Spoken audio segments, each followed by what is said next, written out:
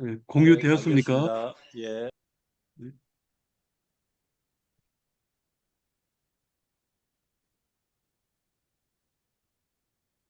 예, 여기가 모압의 수도 길하레셋이고 아래쪽이 연합군이 모여 있는 에돔 광야입니다.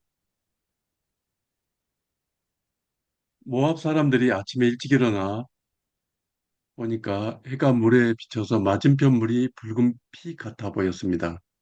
이것은 분명 피인데 연합군이 서로 싸워 서로 죽인 것이라고 생각하게 됩니다. 그래서 모압 사람들이 이제 노력하러 가자 하고 노략물을 거두러 내려옵니다. 그러나 모압 사람들이 연합군 진에 이를 때 이스라엘 연합군이 일어나 모압 사람들을 치고 뒤따라 모압 지경으로 들어가면서 모든 성읍을 쳐서 헐고 모든 샘을 메우고 모든 좋은 나무를 베었으나 수도인 길아레셋만 남게 되었습니다. 여기가 모압의 수도 길하레셋입니다. 길하레셋도 예루살렘처럼 요새이지요. 이스라엘, 유다, 에돔의 연합군이 맹렬하게 수도를 공격하자 모압 왕은 견디기 어려울 것으로 판단하고 특공대 700명을 거느리고 호위망을 뚫고 에돔으로 도망하려 하지만 실패합니다. 호위망을 뚫지 못하자 모압 왕은 왕세자를 데려와 성 위에서 번제를 드립니다. 자기들의 신인 그모스에게 인신 제사를 드리는 범죄를 저지른 것입니다. 이렇게, 이렇게 하자 공격하던 연합군이 크게 격노해서 공격을 멈추고 흩어져 고국으로 돌아가 버립니다. 연합군은 최후 승리의 마지막 헐, 부문에서 무서웠을까? 저 최종 아직도. 목표인 길 아레셋을 포기함으로써 하나님이 지시하신 것을 이행하지 않은 것이 되었습니다. 그리고 모압 왕은 자기의 가장 아끼는 왕세자를 바침으로 자기들의 신인 그모스가 도와준 것으로 생각했을 것입니다. 루브르 박물관에 소장되어 있는 모압 왕 메사의 석비입니다. 이것은 메사가 그모스 신의 도움으로 이스라엘부터 해방된 것을 기념하여 자기들의 신에게 봉헌한 석비로 오므리 왕가와의 전쟁 내용을 34행에 걸쳐 기록하였습니다. 그모스 신은 모압의 국가신으로 모압을 위해 싸우고 승리를 가져다주는 전쟁의 신으로 여겨졌습니다. 이제 무대는 유다로 옮겨서 여호람 왕의 이야기로 이어집니다. 여호람이 아버지 여호사밧에 이어 32세의 왕이 되어 8년 동안 이스라엘을 다스립니다. 여호람은 아버지와는 달리 이스라엘의 왕들의 길을 따라서 아합처럼 바알을 섬겼는데 그것은 그의 아내 아합의 딸 아달랴의 영향 때문이었습니다.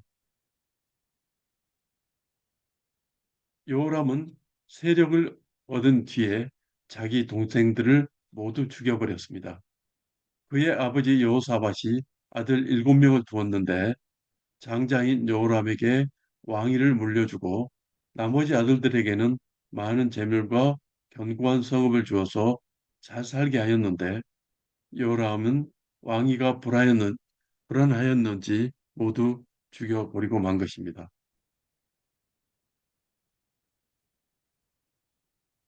여호람 왕 때 에돔이 유다를 배반하여 자기들의 왕을 세웁니다. 이전까지는 유다 왕이 임명한 섭정 왕이었습니다. 여기가 에돔입니다. 여호람이 군대를 거느리고 에돔 광야에 있는 사일로 갔는데 밤에 에돔 군사가 여호람의 군대를 포위하고 공격하자 여호람은 이들을 겨우 물리치고 벗어났으나 이스라엘 군사들은 모두 도망하여 자기 고향으로 가버렸습니다.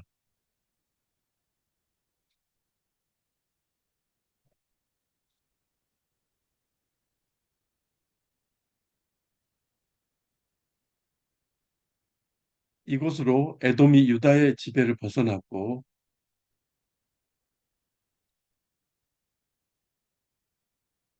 또 블레셋에 있는 림나도 배반하여 여호람의 지배에서 벗어났는데 이것은 여호람이 하나님 여호와를 버렸기 때문이라고 성경은 말하고 있습니다. 여호람이 유다 여러 산에 산당을 세워 예루살렘 주민으로 음행하게 하고 또 유다를 미혹하게 하였으므로 여호와께서 선지자 엘리야를 통해 예언을 하게 합니다. 여기서 산당에서 음행한다는 말은 산당에서 바알에게 제사를 드린다는 말로 바알 신전에는 창기가 있어서 이들과의 성관계를 통해 바알의 다산의 능력을 내려받는다는 음란한 예식 행위를 말하는 것입니다. 배경사진은 아라드에서 발굴된 이스라엘의 제단으로 뒤의 오른쪽 기둥이 여호와의 기둥이고 왼쪽이 아세라 기둥인데 여호와와 아세라가 부부로 되어 있습니다. 이 사진은 갈릴리 북쪽 베세타 성문에서 발굴된 바알 제단인데 하나는 바알이 그려져 있고 하나는 아무것도 없는데 둘 다 모두 우상 신상입니다. 이렇게 악한 왕이라도 하나님께서는 여호람에게 기회를 주기 위해 선지자 엘리야를 통해 경고의 편지를 보냅니다. 엘리야가 보낸 편지의 내용은 너는 내 조상 아사와 여호사밧의 길로 행하지 아니하고 오직 이스라엘 왕들의 길로 행하여 유다와 예루살렘 주민들이 음행하게 하기를 아합의 집이 음행하듯 하며 또 너보다 착한 아우들을 죽였으니 여호와가 너의 백성과 너의 자녀들과 아내들과 모든 재물을 큰 재앙으로 치리라. 또 너는 창자의 중병이 들고 그 병이 날로 중하여 창자가 빠져나오리라는 것이었습니다. 엘리야를 통해 보낸 편지에서도 여호람이 아무런 반응을 보이지 않자 여호와께서는 블레셋과 구스에 가까운 아라비아 사람들을 보내어 여호람을 치게 하십니다. 블레셋과 아라비아 사람들이 예루살렘을 치면서 왕의 아들들과 아내들을 모두 포로로 끌어가고 막내 아들 여호아스만 남겨두어 여호와의 예언이 이루어집니다. 이런 일이 있은 후에도 여호람이 회개를 하지 않자 여호와께서 여호람을 치셔서 고치지 못할 병을 창자에 들게 하여 2년 만에 죽게 됩니다. 여호람이 죽었어도 백성들은 그를 위하여 분향하지 아니하였고 35세의 왕이 되어 8년을 다스렸으나 아끼는 자 없이 세상을 떠났으며 다윗성에는 장사되었으나 열왕의 모실에는 장사하지 아니하였습니다. 여기까지가 오늘 그 성경의 내용입니다. 이 내용을 요약하고 정리해 보겠습니다. 솔로몬 사후 남유다 북이스라엘로 분리되어서 약 60년 동안 끊임없이 국경을 맞대고 전쟁을 벌였으나 북이스라엘 아합 왕과 남유다 여호사밧 왕 시대를 기점으로 35년간의 평화와 동맹의 시대가 열립니다. 그래서 정치적으로는 북쪽의 강한 군사력과 남쪽의 안정된 국력이 결합하여 외부적 방어에는 성공했습니다. 그러나 영적으로는 남유다의 엄청난 제왕을 불러왔습니다. 남북 간의 평화는 순수한 화해라기보다는 정치적, 군사적 목적의 정략 결혼을 통해 이루어졌습니다. 북이스라엘의 왕 아합과 왕비 이세벨은 자신들의 딸인 아달랴를 남유다의 왕 여호사밧의 아들 여호람과 결혼시켰습니다. 남유다의 여호사밧 왕은 신앙적으로는 선한 왕으로 평가받지만 북이스라엘과의 소모적인 전쟁을 끝내고 외적인 아람 등으로부터 공동 대응하기 위해 치명적인 타협을 선택하는 우를 범합니다. 그래서 열왕기상 22장 44절에서는 여호사밧이 이스라엘 왕과 더불어 평화하니라고 합니다.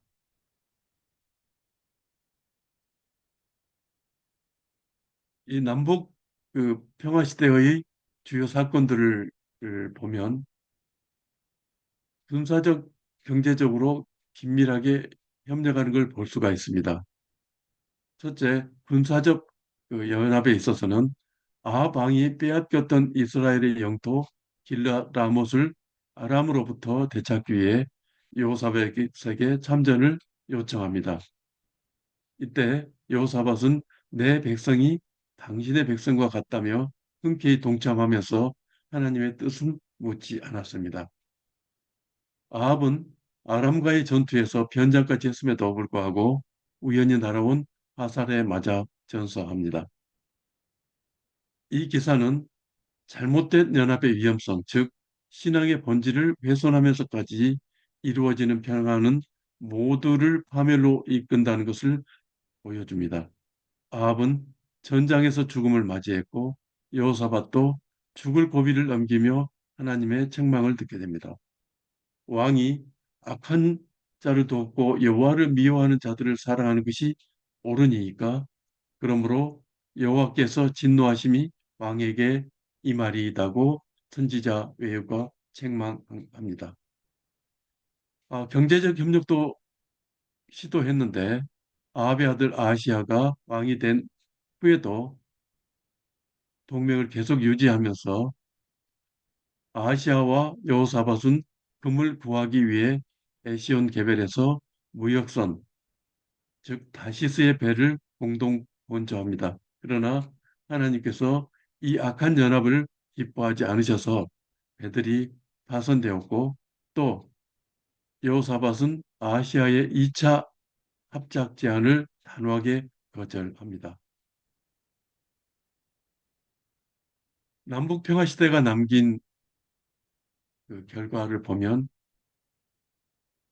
치명적인 결과를 낳는데 영적 암흑기가 오게 한 것입니다. 첫째, 바알 신앙의 유입입니다.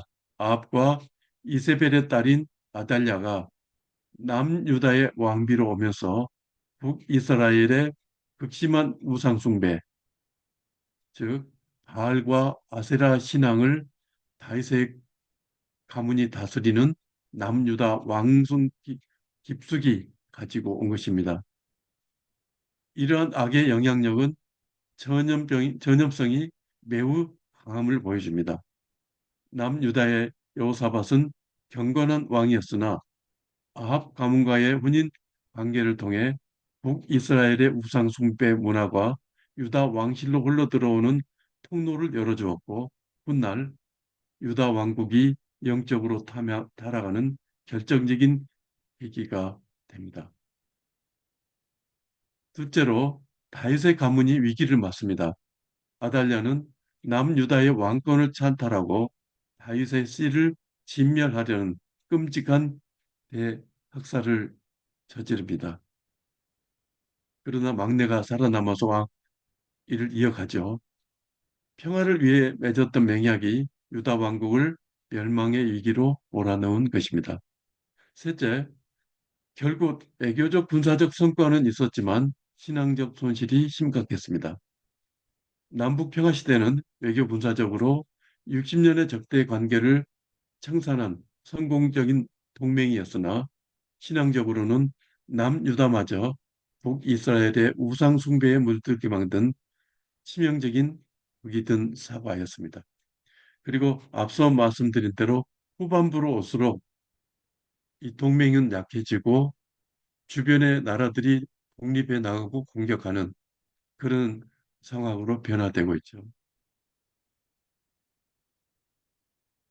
이런 남북 평화 시대의 교훈을 요약해 보면 남북 평화 시대는 세속적인 평화의 한계와 참된 평화의 길이 무엇인지를 보여줍니다. 세속적인 평화는 정치적, 군사적 동맹에 의존하고 신앙의 타협과 우상 숭배를 받아들이게 되고 참된 영적인 평화는 없고 일시적인 안정을 줄 뿐이라는 것입니다. 이에 비해 참된 평화의 길은 여호와를 온전히 신뢰하고 하나님의 주권을 인정하며 형제 사랑을 실천함으로 영원한 안식과 회복을 누리게 해줍니다. 오늘날 수많은 전쟁, 그리고 패권 전쟁, 그 속에 끼어있는 우리나라를 보면서 이 고대 국가 시대나 우리나 어떻게 해야 진정 살아가는 길이고 평화의 길인지를 생각해 보게 합니다.